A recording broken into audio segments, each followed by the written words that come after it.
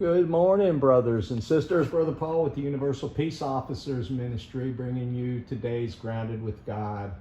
And today, as I was doing my quiet time this morning, I was thinking about all the things that happen to us in life. And if you guys are like me, I tend to label them quickly. I make judgments whether they're good or bad, and whether the things that happen because of it will send me in one direction or another.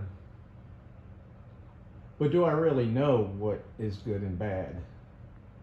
You know, there's all kinds of things that happen. Some of them are based on the choices I make. Some of them are based on just, the way life is, the inevitable flow of the way things happen. And sometimes we have no control over circumstances, and things happen in our life and we automatically say they're good or they're bad.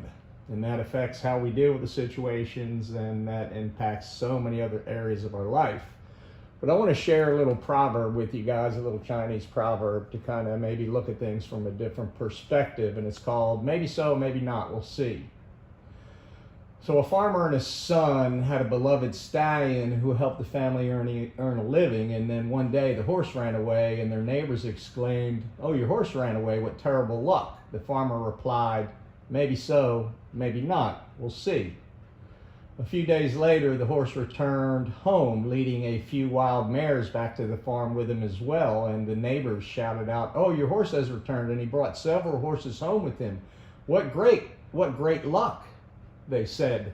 The farmer replied, "Maybe so, maybe not, we'll see." Later that week, the farmer's son was trying to break one of the mares, and she threw him to the ground, breaking his leg. And then, of course, the villagers cried, "Oh, your son broke his leg, what terrible luck." The farmer replied again, "Maybe so, maybe not, we'll see." A few weeks later, soldiers from the National Army marched through the town, and they were recruiting able-bodied young men for the army. And they did not take the farmer's son because he was still recovering from his injury. Friends shouted, "Your boy is spared, what tremendous luck." To which the farmer replied, "Maybe so, maybe not, we'll see." Well, the moral of the story is, of course, that no event in and of itself can be truly judged as good or bad, lucky or unlucky, fortunate or unfortunate, but that only time will tell the whole story. Additionally, no one really lives long enough to find out the whole story, so it could be considered a great waste of time to judge minor inconveniences as misfortunes, or to invest tons of energy into things that look outstanding on the surface, but they may not pay off in the end.